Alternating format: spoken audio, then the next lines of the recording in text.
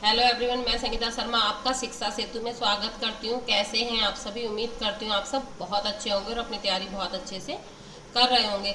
हम लोग हिंदी का क्रैश कोर्स चला रहे हैं जिसमें हमारी ये 7th क्लास है। इससे पहले हम 6th क्लास अपनी कर चुके हैं, जिसमें हमने पहले अपना कुमाऊं हिंदी का विकास पढ़ा, कहाँ से विकास हुआ, इसका कौन से परिवार की भाषा है। जैसे हिंदी इंडो आर्यन परिवार की भाषा है, हमने वो पढ़ा। उसके बाद हमने हिंदी का विकास किस भाषा से हुआ है, संस्कृत भाषा से हुआ है, किस शैली से हुआ है, अभ्रंश शैली से हुआ है। सबसे पहले प्राकृत आई, पाली आई, फिर अभ्रंश आई। हमने ये सारा पढ़ा। उसके बाद हमने कुमाऊनी भाषा पढ़ा, गढ़वाली भाषा पढ़ा, जौनसारी भाषा पढ़ा। उसके बाद हमने स्वर पढ़े, व्यंजन पढ़े, हमने स्वरों में पढ़ा। स्वर किसे कहते हैं? वे शब्द जो जिन्हें बोलने में कोई अवधान नहीं होता है, कोई रुकावट नहीं होती, उन्हें हम स्वर कहते हैं। हमने पढ़ा स्वर मात्राओं के अनुसार 3 प्रकार के होते हैं, ह्रस्व, दीर्घ और प्लुत। हमने ये पढ़ा। उसके बाद हमने व्यंजन पढ़े, व्यंजन हमने स्पर्श व्यंजन पढ़े, हम कै वर्ग उच्चारण स्थान के अनुसार हमने व्यंजन पढ़े। अब हम शब्दों का भेद पढ़ेंगे। हमारे शब्दों के भेद 4 आधारों पर बांटे गए हैं। पहला हमारा आधार है इतिहास या उत्पत्ति या स्रोत के आधार पर। तो आपका जो स्रोत के आधार पर आपका अगर क्वेश्चन आता है कि स्रोत के आधार पर शब्दों के कितने भेद हैं, तो आपके स्रोत के आधार पर शब्दों के 5 भेद हैं। कौन कौन से हैं आपके? तत्सम है, तत्भव है, देशज है, विदेशी है और आपके संकर शब्द है। उसके बाद नेक्स्ट आपका आता है रचना, बनावट या व्युत्पत्ति के आधार पर। क्या रचना, बनावट या व्युत्पत्ति के आधार पर आपके कितने हुए? आपके 3 हैं। कौन कौन से हैं?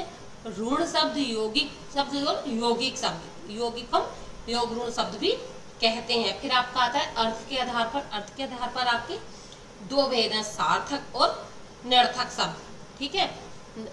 और आपका विकार के आधार पर 2 आते हैं, विकारी शब्द और आपके अविकारी शब्द। विकारी शब्द में आपके आते हैं संज्ञा, सर्वनाम, क्रिया, विशेषण, लिंग, वचन, कारक और काल, जिनमें विकार उत्पन्न हो सकता हो, मतलब परिवर्तन किया जा सकता हो। फिर आपके अविकारी शब्द आते हैं। अविकारी शब्द में आपके आते हैं क्रिया, विशेषण, अवयव और निपात। अब ये सब क्या है, मैं आप लोगों को एक चार्ट से समझा देती हूँ।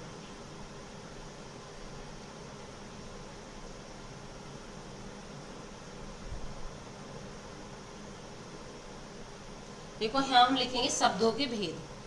ठीक, शब्दों के भेद।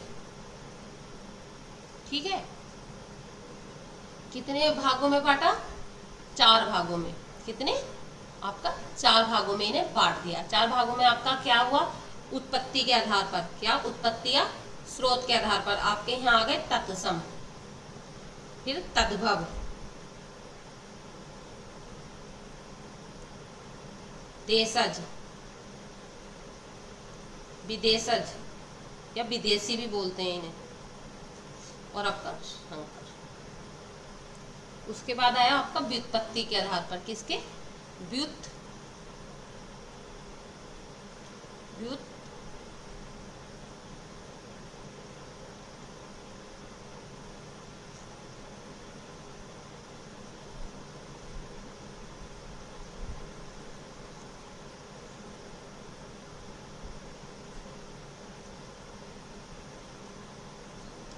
व्युत्पत्ति के आधार पर। व्युत्पत्ति के आधार पर आपके कौन कौन से हुए? मैंने बताया था आपको, ऋण, योग ऋण और आपके यौगिक। याद रखना, योग ऋण को यौगिक भी कहते हैं, यौगिक। लेकिन इसमें आपकी य पे औ की मात्रा है, वहां आपकी एफ पे यौ की मात्रा है। उसके बाद आया आपका अर्थ के आधार पर। अर्थ के आधार पर जो है आपके कौन से हैं? सार्थक और निरर्थक। सिर्फ इतना बना लेना अपनी नोटबुक में, पूरा मत लिखना। फिर आपका आया किसके? विकार के आधार पर। विकार के आधार पर आपके विकारी और अविकारी।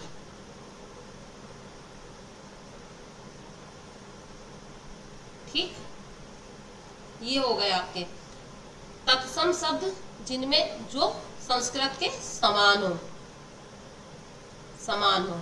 ठीक है। तद्भव शब्द, जिनका परिवर्तन कर दिया गया है, हिंदी में परिवर्तित कर दिए गए हो। ठीक। देशज, जो आपके अपनी भाषा, अपने देश में शब्द नए बना दिए गए हैं। विदेशी जो बाहर के देशों से लिए गए हों, जो बाहर के देशों से आपके लिए गए हों। संकर शब्द आपके वो हो जाते हैं जो दो भाषाओं के दो शब्दों को मिलाकर, दो शब्द को मिलाकर एक बना दिया गया हो, मिलाकर एक बना दिया गया हो। ठीक। फिर आपका आता है व्युत्पत्ति के आधार पर। व्युत्पत्ति के आधार पर आपके ऋण शब्द होते हैं। ऋण शब्द आपके कौन से होते हैं? जिनमें संधि समास नहीं होता। इनमें संधि और समास नहीं होते। आपका आता है क्या? यौगिक। यौगिक में क्या होता है आपका? इसमें बहुव्रीहि नहीं होता। समास में आपके बहुव्रीहि समास इसमें नहीं होता। जो बहुव्रीहि समास के शब्द होते हैं वो आपके यौगिक नहीं होते। और आपका आया योग रूढ़, इनमें आपका बहुव्रीहि समास के शब्द भी आ जाते हैं। ठीक है, बहुव्रीहि समास के शब्द भी आपके आ जाते हैं। आपका सार्थक। सार्थक में क्या शब्द आते हैं आपके? जैसे पर्यायवाची,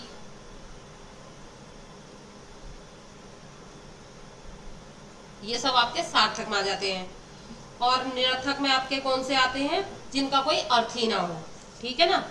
विकारी में जिनका विकार किया जा सके, इसमें आपके क्या आ जाते हैं? संज्ञा हो गई, सर्वनाम हो गया। ठीक। अविकारी जिनमें विकार न उत्पन्न हो, किसी भी लिंग, वचन, पुरुष के आधार पर परिवर्तन ना किया जा सके, विकार न किया जा सके। इसमें आपके क्या आ जाते हैं? क्रिया विशेषण,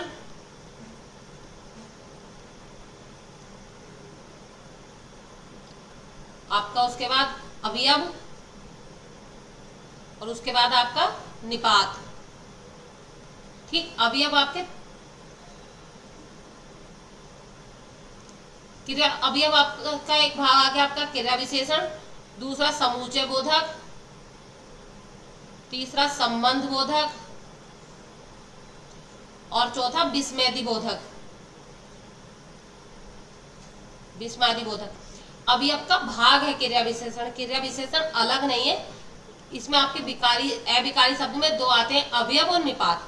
अवयव का एक भाग, आप अवयव को फिर चार भागों में बांट दिया, क्रिया विशेषण, समुच्चय, संबंध बोधक और विस्मयादि बोधक। निपात आपका अलग है। ठीक है।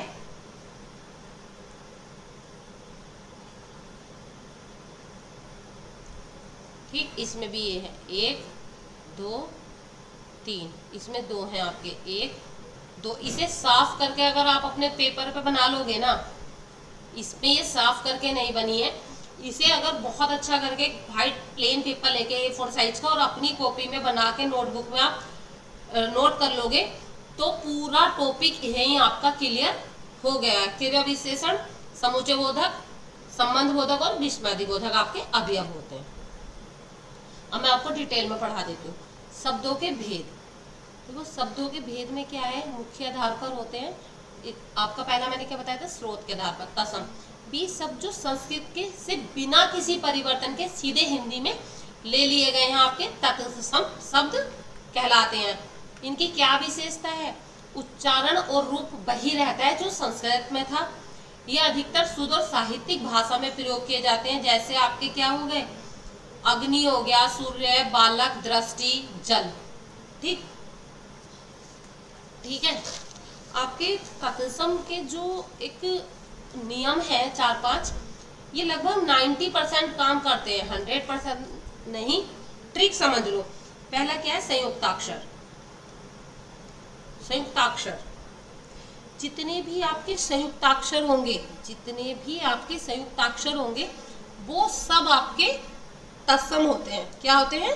तत्सम होते हैं। जैसे आपका किसी शब्द में ये आ रहा है, ये आ रहा है, ये आ रहा है, ये आपका श्रमिक आ रहा है, तो ये शब्द आपके क्या होते हैं? तत्सम होते हैं। ठीक है।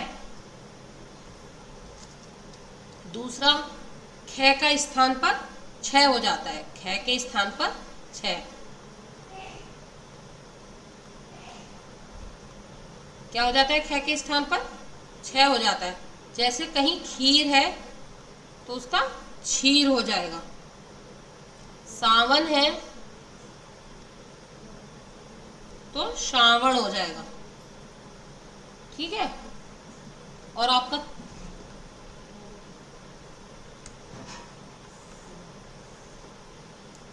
दो नियम हो गए ना आपके।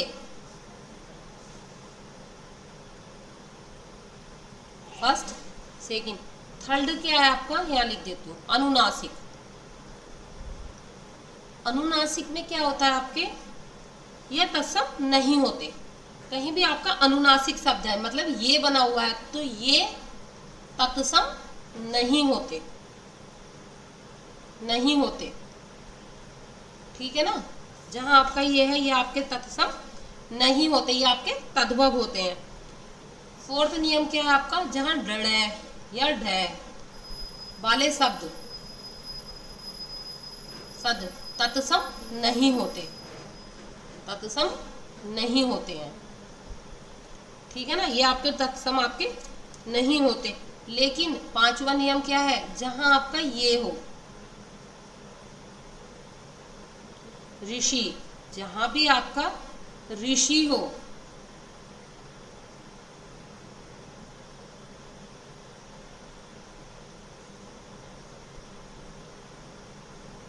मेरे कंप्यूटर थोड़ा सा हैंग कर रहा है।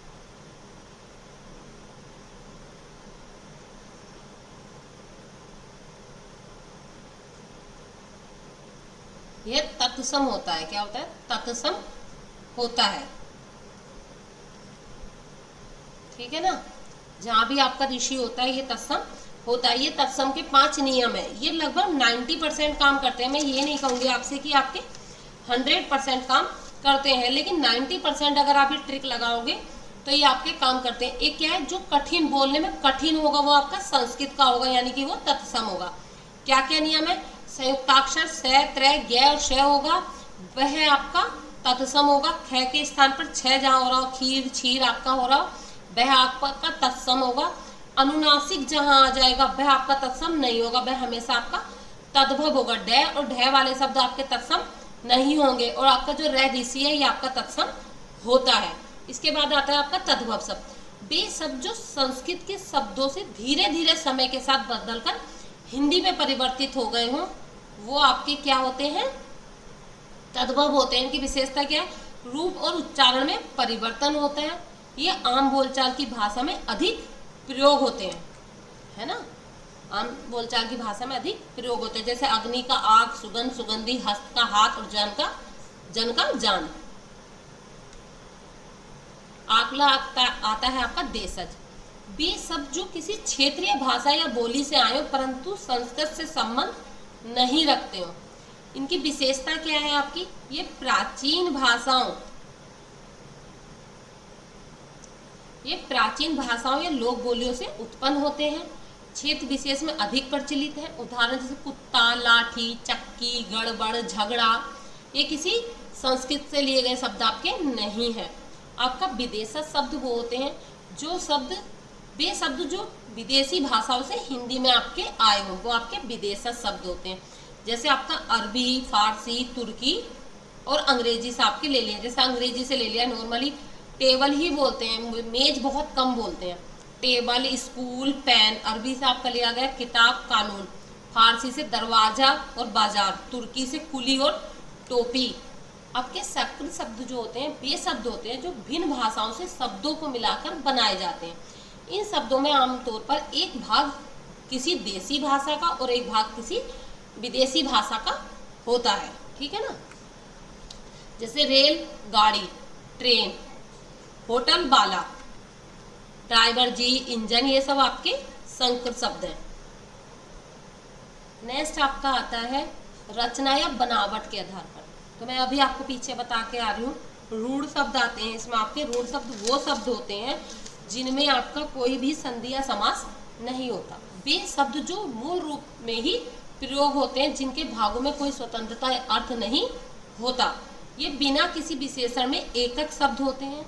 इनमें उपसर्ग और प्रत्यय नहीं होता, लेकिन कई बार प्रतीत होता है। ना तो इनमें उपसर्ग होता है ना इनमें प्रत्यय होता है, लेकिन कई बार ऐसा लगता है कि ऐसा है, जैसे माली, पुत्री, आपका हथेली। फिर आपका योगी क्या, योग रूढ़ शब्द आ जाते हैं। इनमें इनकी ट्रिक में क्या है, योगी को बहुव्रीहि समास इनमें अधिकता देखा जाता है। वे शब्द जो दो या दो से अधिक सार्थक शब्दों के मेल से बनते हैं और जिनमें व्याकरणिक संबंध होता है, उनमें हम क्या होता है, योग रूढ़ शब्द। दो शब्दों से मिलकर बना ऐसा शब्द जिसका अर्थ उसके मूल शब्दों से भिन्न या विशिष्ट हो। यही तो परिभाषा हमारे बहुव्रीहि समास की है ना। जैसे जलपान, राजपुत्र, राजा का पुत्र, इनमें समास का प्रयोग होता है, शब्दों का अर्थ संबंध बना रहता है, ठीक है ना। फिर आपका आता है योगी। योगी वे शब्द जो दो स्वतंत्र शब्दों के मेल से बनते हैं लेकिन जिनमें व्याकरणीय संबंध नहीं होता है, वो आपके योगी हो जाते हैं। परिभाषा क्या है इसकी, दो या दो से अधिक शब्दों से मिलकर बना नया शब्द जिसका अर्थ उसके घटकों शब्दों से स्पष्ट हो। जैसे इनमें और या का निहित अर्थ होता है, जैसे द्वंद्व समास में जैसा होता है। इसमें बहुव्रीहि समास कभी नहीं आता, किसमें, यौगिक में। आपका यौगिक में आपका बहुव्रीहि समास अगर आपका शब्द है तो वो आपका यौगिक शब्द नहीं होगा, वो आपका योग रूढ़ शब्द होगा। फिर आपका आ जाता है उपसर्गात्मक शब्द। वे शब्द जिनमें मूल रूप से पहले उपसर्ग जुड़कर नया अर्थ बनता है। उपसर्ग हमेशा शब्द के प्रारंभ में जुड़ता है, ठीक। उपकार, पुनर्जन्म, ऐसे आपके प्रत्यात्मक शब्द होते हैं। शब्द के अंत में जो शब्द जुड़ते हैं उन्हें हम प्रत्यय कहते हैं। प्रत्यय हमेशा शब्द के पीछे जुड़ता है, जैसे बालक, बाल प्लस अर्थ, इसमें दोनों का कोई ना कोई अर्थ होना चाहिए। पाठशाला, कुछ शब्द ऐसे भी होते हैं जिनमें प्रत्यय नहीं होता, अभी पीछे बता के आ रही हूँ कि इनमें आपका प्रत्यय और उपसर्ग नहीं लगता है। फिर अर्थ के आधार पर आपका सार्थक शब्द, वे शब्द जिनका कोई निश्चित और स्पष्ट अर्थ होता है, जैसे घर, पानी, किताब, इनका भी एक निश्चित अर्थ है। एक इसमें सार्थक को आपके फिर दो भागों में बांट दिया, आपके एकार्थी और अनेकार्थी। एकार्थी का मतलब ये होता है वे शब्द जिनका केवल एक ही निश्चित अर्थ होता है। हमने जो बोला सामने वाले के दिमाग में एकदम से जाकर वही चीज सटीक बैठी की है, उसके बारे में ही आपकी बात कर रहा है। जैसे सूरज, मैं तो आपको सीधे सूरज में ये तो नहीं सोचोगे ना सूरज क्या है, इसका अर्थ केवल सूर्य ही होता है। जल, जल का अर्थ आपका पानी ही होता है। ऐसे ही आपका अनेकार्थी शब्द, वे शब्द जिनका एक से अधिक अर्थ होते हैं उन्हें हम अनेकार्थी शब्द कहते हैं। जैसे वाक्य के संदर्भ के अनुसार बदलता रहता है, जैसे कल, अब कल आने वाला कल भी हो सकता है और बीता हुआ कल भी हो सकता है। कल मैंने खाना खाया, मैं कल बाजार गया, ठीक, बीते हुए में भी कल यूज हो गया। मैं कल खाना खाऊंगा, आगे में भी कल यूज हो गया, तो कल आपका दोनों जगह यूज हो सकता है। नैन हो गया, आंख, आंख भी होता है, और नैन हम प्रिय को भी कहते हैं। नैन बिरु नीर भरे नहीं, कि नैन मतलब मेरे प्रिय के बिना मेरे आंखें नहीं भरी, नीर नहीं भरे नहीं, ठीक है। फिर आपके निरर्थक शब्द हो जाते हैं, वे शब्द जिनका कोई निश्चित अर्थ होता ही नहीं है परंतु वे बोलचाल या ध्वनि में नकल के लिए प्रयोग किए जाते हैं। जैसे ट्रेन जा रही है तो मैं कहती हूँ ट्रेन छुक छुक छुक छुक छुक छुक चलती है, इसका कोई अर्थ है नहीं, मैंने खाली उसकी नकल उतारी, किसकी, ट्रेन की, छुक छुक छुक छुक चलती है ना। फिर आपके आ गए प्रयोग के आधार पर शब्दों के भेद। प्रयोग के आधार पर मैंने अभी आपको बताया विकारी और अविकारी, कौन से, विकारी और अविकारी मैंने अभी आपको बताया।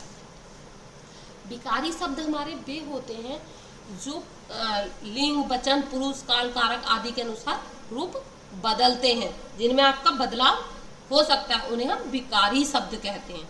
ये शब्द परिवर्तनशील होते हैं कि अगर लिंग कोई बदला तो वो शब्द आपका बदल जाएगा, वचन बदला तो शब्द आपका बदल जाएगा, उन्हें हम विकारी शब्द कहते हैं। जैसे आपका संज्ञा, संज्ञा आपका विकारी शब्द है।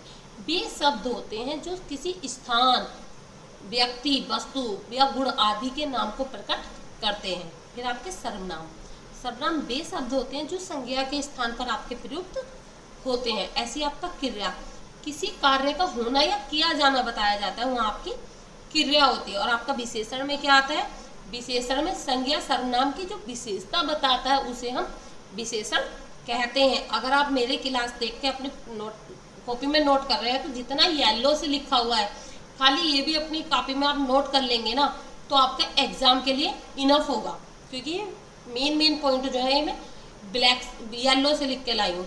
इतना टाइम किसी के पास नहीं होता जो पूरी राम कथा उतारे। शॉर्ट नोट्स बनाओ और एग्जाम के टाइम फटाफट रिवीजन करके चले जाओ। ये उस टाइप के बने हुए नोट्स हैं। जितना येलो है फटाफट अपनी कॉपी में नोट करते रहो। या जैसा मैंने सारणी शुरू में बनाई थी उसे अगर आप A4 साइज में बहुत अच्छे से बना लोगे तो उसमें मैंने जितना अब तक आपको डिटेल पढ़ाई है सारा बता दिया। अविकारी शब्द वे अपने रूप में कोई परिवर्तन नहीं लाते, चाहे उनके प्रयोग वाक्य में किसी भी रूप में किया जाए उन्हें अविकारी शब्द आप कहते हैं। पहला आ गया आपका क्रिया विशेषण।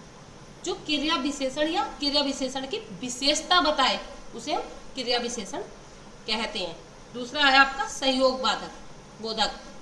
वे शब्द होते हैं जो वाक्य या शब्दों को आपस में जोड़ते हैं। वे शब्द होते हैं जो आपका आपस में जोड़ते हैं दो वाक्यों को। फिर आपका आया, इसमें एक नहीं दिया, संबंध बोधक नहीं दिया, एक मिनट, समूचे बोधक आपका दिया है, संबंध बोधक आपका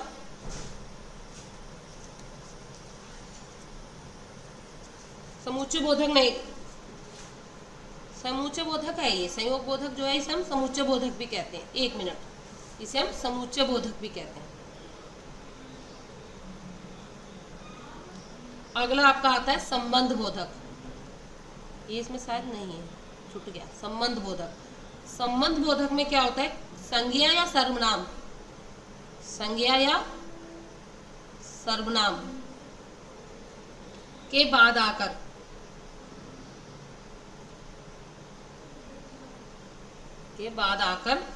उस शब्द का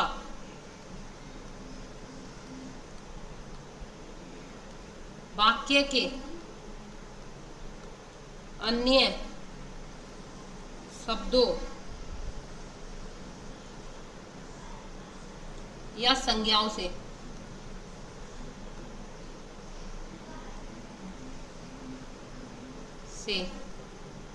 संबंध स्थापित करता है।